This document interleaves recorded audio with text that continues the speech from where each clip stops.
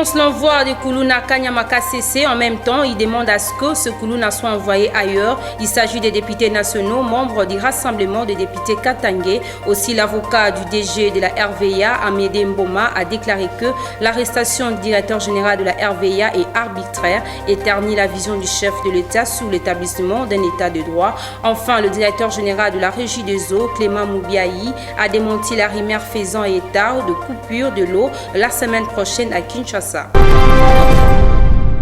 Mesdames, Messieurs, grandement joie de vous retrouver dans ce nouveau numéro du journal, je l'ai annoncé. Les députés nationaux, membres du Rassemblement des députés Katangé, dénoncent l'envoi de Koulouna à Kanyama KCC et demandent à ce que ce Koulouna soit envoyé ailleurs. Suivez leurs déclarations dans ces propos recueillis. Le Rassemblement des députés Katangé ainsi que l'RDK réunis au Palais du Peuple ce vendredi 13 novembre 2020, ayant appris par la voie des ondes, notamment la radio-télévision nationale congolaise, l'envoi des bandits à main armée appelés communément Koulouna à Kanyama KCC dans la province du Haut-Lomami, vu que cette décision a suscité un mécontentement généralisé dans l'opinion de l'espace Grand Katanga, étant donné que nul n'ignore que les 10 bandits se sont caractérisés dans la ville-province de Kinshasa par des actes odieux à l'endroit de paisibles compatriotes, à savoir les assassinats, les meurtres, les viols et les vols, que les informations à notre possession font état que certains de ces incivils commencent à s'évader par petits groupes et errent actuellement dans la nature, exposant ainsi les paisibles citoyens du Grand Katanga aux actes odieux ci-dessus énumérés et autres, notamment les vols de produits agricoles, extorsion, les viols, le vol, le meurtre et les assassinats. Considérant que Kanyama KCC n'est pas l'unique endroit du pays où c'est hors la loi devrait être envoyé, pour toutes les raisons pertinentes ci-dessus, vanté, déclarant ce qui suit. 1. Dénonçons avec fermeté l'envoi de Koulouna de Kinshasa à Kanyama KCC sous quelque prétexte que ce soit. 2. Demandons que ces hors la loi soient envoyés ailleurs ou de les traiter conformément aux dispositions du Code pénal congolais, livre 2. 3. Demandons en outre au gouvernement de la République de fournir ses meilleurs efforts en vue de rechercher ou retrouver tous les inciviques errant actuellement dans la nature et de renforcer les mesures d'encadrement pour que pareille situation ne puisse se reproduire. Refusons désormais de considérer le Grand Katanga comme une poubelle nationale. Toujours dans l'actualité, le chef de l'État Félix Antoine Tshisekedi Tshilombo a échangé ce vendredi 13 novembre 2020 dans le cadre de consultations présidentielles avec le gouverneur de province, Suvé Richard Mouyège, gouverneur de Lualaba. Et nous sommes heureux de constater que nous avons le même entendement de la démarche concernant l'union sacrée de la nation. Il s'agit pour nous d'un nouvel élan pour le renforcement de la cohésion nationale, de manière à réduire le risque des chocs politiques. Mais nous sommes aussi d'accord qu'il ne s'agit pas d'une stratégie pour consolider un camp contre un autre ou un camp pour minorer un autre. Et nous avons bien sûr parlé des conditions de stabilité dans nos provinces. Et nous avons atterri en suggérant au chef de l'État de réfléchir profondément sur la possibilité de renforcer la coalition FCC cachée. Nous avons tout le respect pour cette haute autorité et nous faisons confiance à sa sagesse parce que nous voudrions que tout ce qui sortira de ces consultations privilégie le bien-être de notre peuple, la paix, l'unité et que nous puissions ensemble, en regardant dans la même direction, soutenir l'élan de développement. Et nous avons commencé avec sourire, nous avons terminé, comme vous le constatez, avec les mêmes sourires. L'ambiance était de convivialité. Faisons confiance à la sagesse du chef de l'État, évitons de spéculer pour le respect que nous avons pour cette haute autorité. Mais quand vous partagez avec lui le malaise, les constats. Nous partageons avec lui l'entendement de la démarche concernant l'union sacrée de la nation et je viens de présenter cet entendement. L'arrestation du directeur général de la RVA est arbitraire et ternit la vision du chef de l'État sur l'établissement d'un État de droit. La déclaration est d'Amédée Mboma, avocat du DG de la RVA, suivait. Il y a 54 aéroports en République démocratique du Congo. Et sur les 54 aéroports, il n'y a que 4 qui sont opérationnels, qui fonctionnent normalement. Et parmi ces 4, il n'y en a que 2 qui produisent, c'est-à-dire Lubumbashi et Kinshasa. Et ces 2-là prennent en charge tous les agents de la RVA, même à Ingende. Les agents sont à Ingende, à Ikela, il faut les payer. L'argent vient d'ici. Ça pose un problème. Donc, s'il faut aujourd'hui arrêter le DG, on doit arrêter aussi ceux qui étaient avant lui. Les Kabouya Lumuna et tous ceux qui étaient avant lui, les gens assises. C'est une affaire qui date de 1996. Donc, ce n'est pas un problème d'aujourd'hui. Donc, pour moi, l'arrestation du directeur général, M. Bileng Abdallah, est vraiment arbitraire. Et c'est même, je dis, que son arrestation ternit même la vision du chef de l'État sur l'établissement d'un État de droit. Parce qu'un État de droit, dans un État de droit, on respecte les lois. On respecte les lois. Mais lorsqu'on viole les lois, ce n'est plus un État de droit, c'est autre chose, il faut chercher un autre nom. Le conseiller financier du chef de l'État a déclaré que l'ex-président de la République, Joseph Kabila Kabange, est payé par des sommes exorbitantes. Ce dernier a révélé que Joseph Kabila a 2500 gardes républicaines et ces gardes sont rémunérés par la présidence de la République.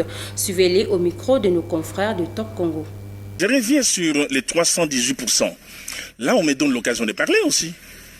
Mais, M. Christian, le budget 2019 n'avait pas pris, à titre d'exemple, le fait qu'en 2019, on payerait au président sortant, qui est aujourd'hui sénateur à vie, des sommes exorbitantes, que je ne citerai pas, mais je connais. Oui, mais bon. Non, laissez-moi expliquer. Mais c'est dans la présidence, justement. C'est la présidence qui paye au président. C'est la présidence qui paye. C'est ce que les gens ne savent pas. De combien de pourcents cela ferait excéder? Non, parce que ça, c'est important. Non, parce ça, que je ne voudrais pas le dire. Oui, mais non, parce qu'aujourd'hui, je suis très élégant. Monsieur Bilomba, aujourd'hui, nous sommes en pleine consultation où les uns accusent les autres. Je peux vous dire. L'élégance, si vous aviez été à ce point élégant, vous n'auriez pas mentionné l'allocation à l'ancien président. On est dans quel ordre en pourcentage? Laissez-moi vous dire que ce qu'on donne aujourd'hui au président sortant, le sénateur à vie, c'est de l'ordre de ce qu'on paye rémunération à des DG des sociétés multinationales cotées en bourse de Paris, de Francfort, de Hong Kong. Alors que, et c'est ça qui alors que la rémunération du président en exercice, c'est consigné dans la loi. C'est une somme modique. De combien? On peut savoir ça? Non, je ne peux pas le dire, sinon je dois dire les deux. Le but n'est pas là. Moi, je suis élégant. Je ne viens pas exhiber des chiffres de 14 000%. Je suis responsable de montrer que l'interprétation des chiffres, il faut donner ça avec précision pour ne pas dérouter l'opinion. Alors, pour ne pas dérouter l'opinion, puisque vous avez abordé ce sujet, allocation au sénateur à vie. 318,71% de dépassement pour la présidence. Si vous n'aviez pas à payer cette charge, votre dépassement aurait été votre question, de 300% ou plus, moins. Vous prenez la tangente. Je vous dis que la rubrique qui concerne le paiement sénateur à vie, c'est de l'ordre des DG des sociétés multinationales. De son côté, le ministre de la Santé, le Dr Etienne Longondo, a officiellement lancé le jeudi 12 novembre 2020 des interventions de la lutte contre la malnutrition à Boendé dans la province de la Chuapa. Les explications avec Ginette Plezon. La cérémonie a eu lieu en présence des autorités locales, sanitaires, partenaires ainsi que de la population de Boendé, question de montrer son attachement au ministre de la Santé depuis son arrivée dans la province de la Chuapa. Prenant la parole pour la circonstance, Étienne Longondo a rendu un vibrant hommage au chef de l'État pour avoir placé le bien-être du peuple congolais au centre de ses actions, tout en reconnaissant que la santé est l'un des droits fondamentaux de tout Congolais. Il a en outre précisé que sa présence dans cette partie du pays est une preuve éloquente en ce qui concerne le lancement des activités de lutte contre la malnutrition. La République, chef de l'État, M. Félix Antoine Tshisekedi Tshilombo, qui a placé le bien-être du peuple congolais au centre de son action. Il reconnaît la santé comme un des droits fondamentaux de tous les Congolais et en a fait l'un des principaux piliers de son action à la tête de l'État. Dans le souci d'améliorer le bien-être de la population, le gouvernement de la République démocratique du Congo a bénéficié de l'appui de la Banque mondiale à travers le projet PDCS pour intégrer les interventions de lutte contre la malnutrition chronique dans la province de la Tchamba. Et pour que le travail s'efface dans les normes, le ministre de la Santé, le docteur Étienne Longondo, a remis des ambulances, des motos et des matériels médicaux pour la population de Bouendé. Il faut souligner que la population de Bouendé a toujours accueilli favorablement le geste posé par le numéro 1 de la santé. Aussi, la cérémonie de signature du protocole d'accord pour la numérisation du cadastre foncier de la RDC et le groupe Armied a eu lieu officiellement le jeudi 12 novembre 2020 à Kinshasa. Reportage de Générose Makassila et Delphin Tondula. En présence du conseiller du chef de l'État en charge du numérique, du représentant du Premier ministre, du ministre des Affaires foncières, ainsi que plusieurs personnalités du monde politique, qu'a eu lieu la cérémonie de signature du protocole d'accord pour la numérisation du cadastre foncier en République démocratique du Congo et les groupes Armied, c'est jeudi 12 novembre à Kinshasa. Prenant la parole, le représentant du Premier ministre a axé son discours sur l'importance de cette signature du protocole d'accord. C'est ce jalon qui s'occupe de l'élaboration de documents de politique, mais également de l'écriture de la loi foncière qui est en cours. Alors, pour pouvoir en arriver au numérique, on a pensé d'abord présenter l'état des lieux du processus de la réforme foncière en très peu de mots. C'est la réforme foncière du processus hier, aujourd'hui et demain. Pour le ministre des Affaires foncières Aimé Sakomi Molindo, cette signature du protocole d'accord va pouvoir propulser ces secteurs pour le bonheur des Congolais. En effet, la signature de ce protocole d'accord avec le groupe Armied propulse la RDC dans une nouvelle ère qui verra les affaires foncières rencontrer les attentes des Congolaises et des Congolais qui appellent de tous leurs vœux la paix et la sécurité foncière, mais aussi celle du gouvernement qui attend une participation plus significative de notre ministère au budget de l'État. Le ministre de Pétentique, Augustin Kibassa, a répondu aux questions de députés nationaux membres de la commission aménagement du territoire, infrastructure et nouvelles technologies de l'information et de la communication de l'Assemblée nationale le jeudi 12 novembre 2020. Ces derniers expliquent ici pourquoi le registre des appareils mobiles RAM suivait. Le RAM ou le CER, c'est une recommandation de l'UIT. Donc, nous faisons partie de l'UIT et que nous devons nous adapter à l'évolution de la technologie. On ne peut pas nous rester en traîne parce que nous sommes un pays, entre guillemets, en développement. Nous avons voulu justement nous mettre au diapason. Mais vous avez posé une question pertinente pour en savoir les raisons. Plusieurs raisons. D'abord, il y a le problème des téléphones. Vous devez savoir qu'en RDC, il y a des téléphones mal faits qui rentrent et qui ont une incidence sur la santé. Ça, il faut vraiment le savoir.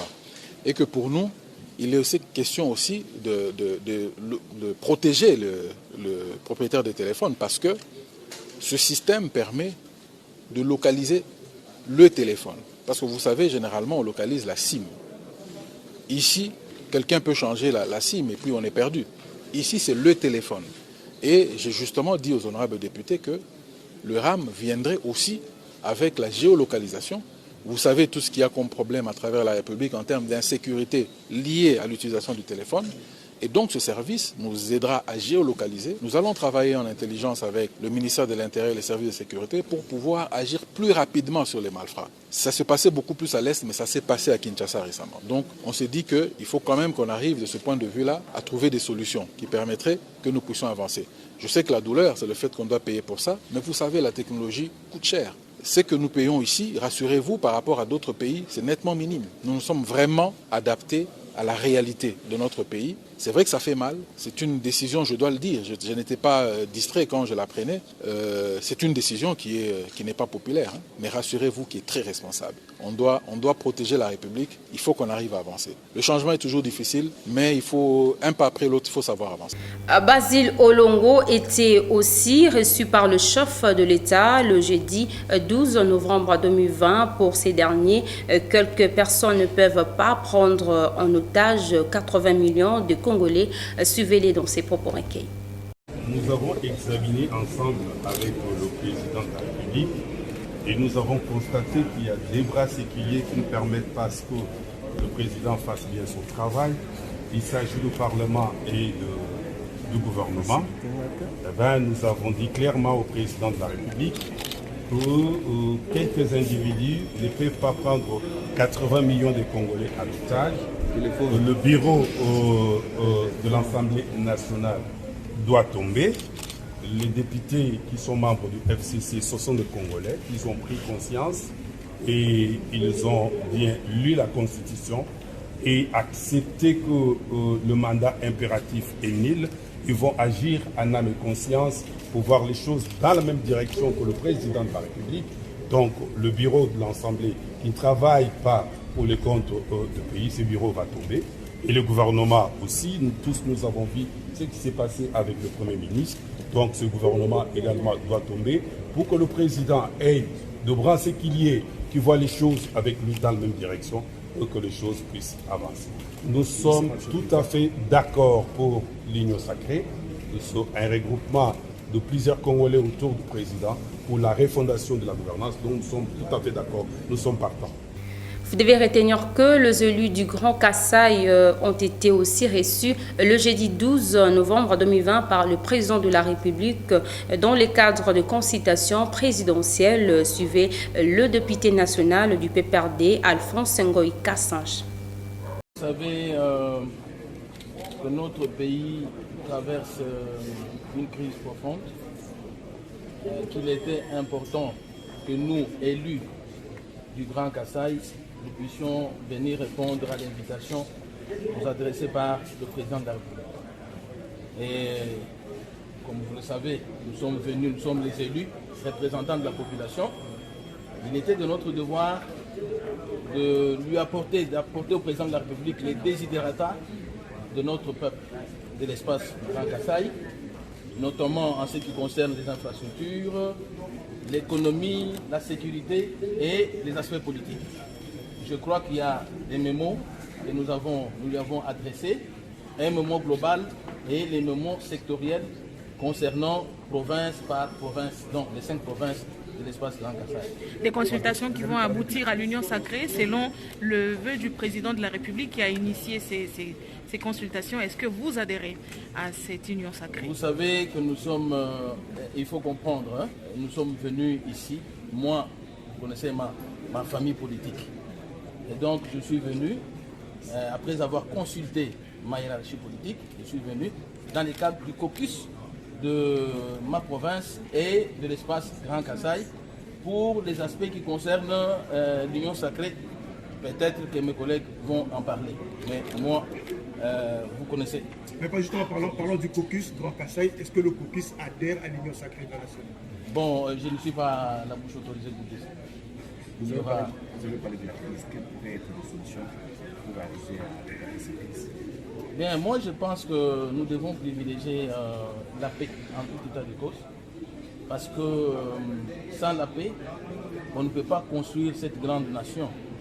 Donc le Congo est tellement précieux que la paix est un facteur indispensable pour pouvoir le développer, pour pouvoir aller de l'avant. Dans un point de presse tenu le jeudi 12 novembre 2020 à Kinshasa, le général-major Richard Kasonga a justifié la délocalisation de l'état-major général par la vétusté du bâtiment. Suivez-les. Les forces armées de la République démocratique du Congo s'étonnent que la réforme savamment imaginée pour la professionnalisation de notre outil de défense, qui a exigé la construction d'un nouveau quartier général de forces armées, devienne un sujet de controverse. La vétusté du bâtiment. Nous vous recevons aussi à l'état-major général. Les uns vous ont déjà dit, nous ne sommes plus ici, nous avons été chassés. Nous sommes à l'état-major général dans cette salle de réunion, la célèbre salle de réunion de l'état-major général. Donc la vétusté du bâtiment actuel, abritant le quartier général des forces armées, ainsi que le nombre de plus en plus important des cadres militaires œuvrant à l'état-major général, milite en faveur d'un nouveau quartier général. C'est même le souhait de la population congolaise qui souhaite voir le FARDC doté d'un grand quartier général digne de ce nom. En 2009 déjà, l'état-major général avait reçu une mission de rechercher, localiser et proposer un site pour construire un nouveau grand quartier général en dehors du Mont Galiema, site présidentiel. En 2014 également, le DAIPN, le terrain CPA et le plateau de Bateke avaient été retenus puis rejetés par la commission ad hoc créée à cette fin.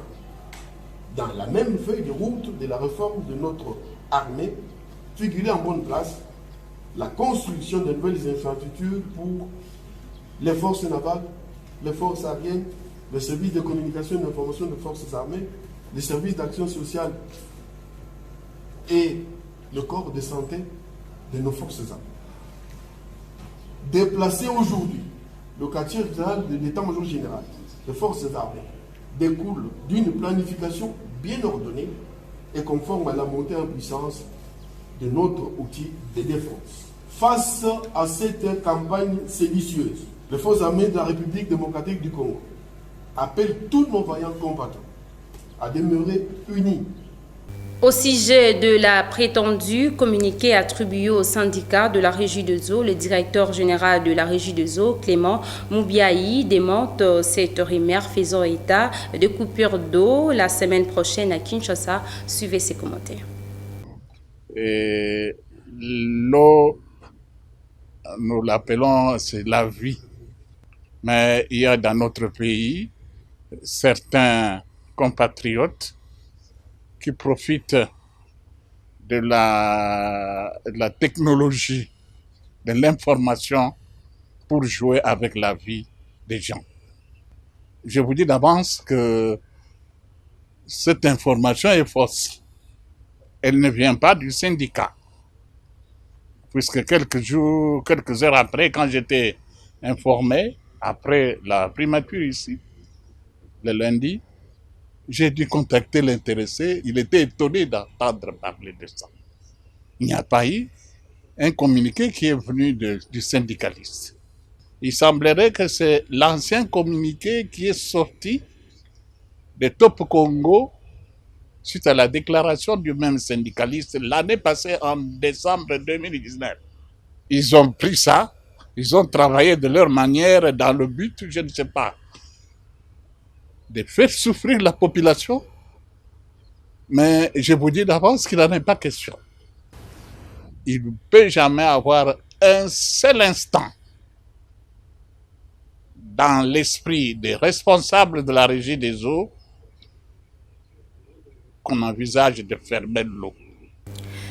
De son côté, le directeur général de la SNEL rassure la population sur la fourniture de l'électricité pour le fête de fin d'année suivie.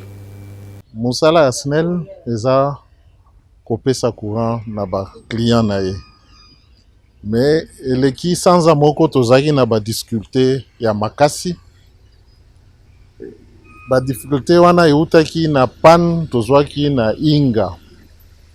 Ba machine mibale ya munene ezwaki ba panne. Alors totiaki makasi na biso nyonso na ba moyen nyonso po tozongisa ba machine wana. Lokola ba machine wana eza ba machine ya minene, le fait etelemaki donc tozalaki na déficit et esalaki que tozalaki obligé ya kosala badélestage rotatif mpona kopesa courant d'une manière rotative rationnée tokati awa 2 heures après tozongisi awa tokati côté mosusu ainsi de suite. Nazo rassurer ba client na biso nyonso que na tango lelo ba machine wana mibale esi ezongi ezosala ezoproduire. D'ailleurs bango moko basi ba remarquer que mikolo oyo courant ezongi ndenge ezalaki kala. Donc sikoyo lokola premier ministre abingisaki biso awa na bureau na ye eza po to rassurer gouvernement que ba fête ya fin de l'année ekoleka na malamu. Biso pe tosengi na gouvernement a soutenir biso na ba moyens po tokoka kosala ba maintenance minimum tosomba ba pièces de rechange muke de façon que toleka ba fête na bopeto nyonso. Donc na ko rassurer population que situation na esi eleki sikoyo tozongi na ndenge tozalaki kala et ba effort lokola tozwi ba soutien ya gouvernement et kosalama que tina ba fête tokende malamu. Le bourgmestre de la commune de Lemba, Jean Saka, a procédé le jeudi 12 novembre 2020 à la démolition de kiosques anarchiques érigés dans le tronçon compris entre l'entrée première et deuxième porte de la Fikine, témoin de l'événement Berlin et Kaya. Ils ont été démolis par l'autorité municipale de Lemba le jeudi 12 novembre dernier. Le kiosque érigé le long de l'arrêt appelé communément entrée première et deuxième porte de la Fikine, précisément à l'espace mieux connu en vente de pierres tombales.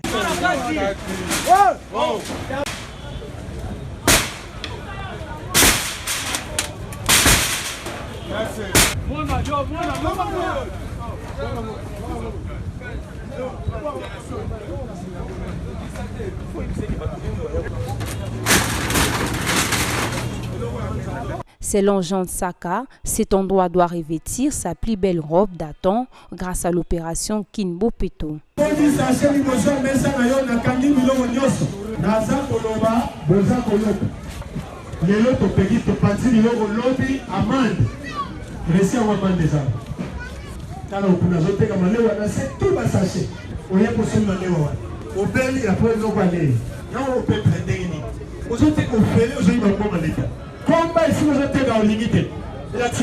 En croire l'autorité municipale, ces travaux s'inscrivent dans le cadre du programme d'action intitulé Kinshasa Bopeto, initié par le gouverneur de la ville-province de Kinshasa, Chantini Bilambaka.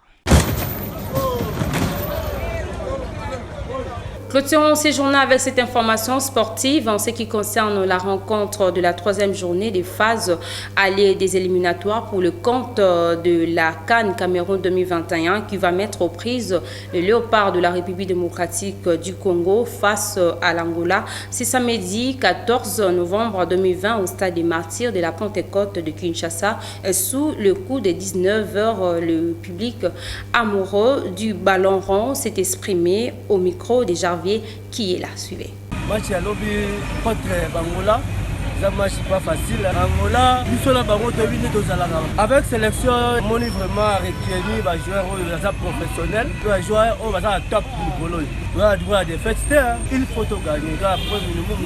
Donc qui savent pour nous gagner. On a P6 lobby, en tant que Congolais, souvent dans les équipes j'aime beaucoup le football surtout.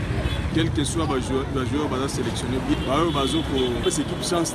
Quand on a exhorté, il y a une équipe chance. Il y a un terrain par rapport à les 2 matchs précédents, c'est les gars qui ont déjà. Berrero et Zaraki, dans le match précédent, c'est question seulement de corriger Berrero pour passer sur un match à Gambie.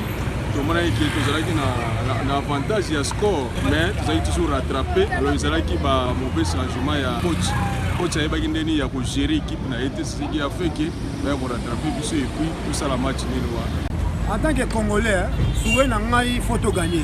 tout cas ils ont vraiment objectif ya mboka faut tout gagner pour bénir la mboka qui liboso tout coûte en appel en 2021 à Cameroun. Mais le premier c'est quoi? Entraîneur comme si jusque là ils comprendre l'équipe nationale. D'abord dans le match amical avec 5 matchs 3 défaites dernier donc à tout gagner té. Maintenant qu'on changer la stratégie na yé pour match à lobby officiel donc faut tout gagner en haut. Voilà ça qui match amical mais à lobby c'est un match à bas point et puis dans 3 jours tu vas tout retour. Donc en tout cas en tant que Congolais tu es obligé entraîneur à ça la sélection à bien. La sélection c'est bon mais classement en haut on peut jouer dans poste dans oya yéti. Donc pour jouer dans poste oya yé que lobby a ko exprimer très bien sur terrain. Vous avez compris que c'est la fin de cette édition du journal. Je vous rappelle à présent le principal titre. Il dénonce l'envoi de Koulouna Kanyamaka CC. En même temps, il demande à ce que ce Koulouna soit envoyé ailleurs. Il s'agit des députés nationaux, membres du rassemblement des députés Katangé. Aussi, l'avocat du DG de la RVA, Amédée Mboma, a déclaré que l'arrestation du directeur général de la RVA est arbitraire et ternit la vision du chef de l'État sur l'établissement d'un État de droit. Enfin, le directeur général de la Régie des eaux, Clément Moubiaï, a démenti la rumeur faisant état de coupure de l'eau la semaine prochaine à Kinshasa. Vous avez compris certainement que c'est la fin de cette édition du journal. Merci à Junior Tundele pour la chefferie et aussi à Guilhem Mayamba et Delphin Tundula, Christian Ojo pour la supervision technique. Au revoir.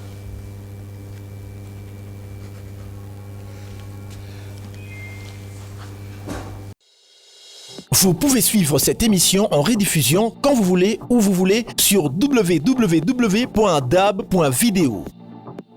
Dab.video, le divertissement congolais.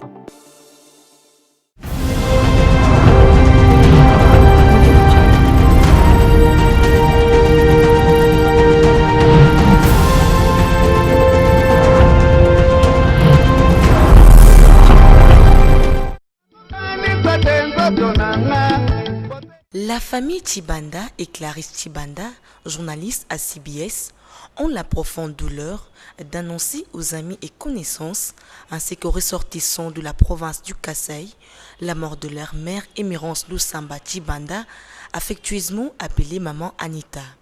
Décès survenu le vendredi 6 novembre 2020 des suites d'une courte maladie à l'hôpital général de référence de Kinshasa, ex-Mamaïmou. Le programme des obsèques se présente comme suit. Samedi 14 novembre 2020 à 20h30, veillée mortuaire à la résidence familiale, 6 avenue India, numéro A88, Matongé, commune de Kalamou. Dimanche 15 novembre, arrivée à la morgue de l'hôpital du Cinquantenaire. 9h juste, recueillement et programme sur place. 10h juste, levée du corps pour la nécropole entre terre et ciel. 14h juste, retour à la résidence familiale pour le bain des consolations. Ces communiqués, tiens-le de faire part.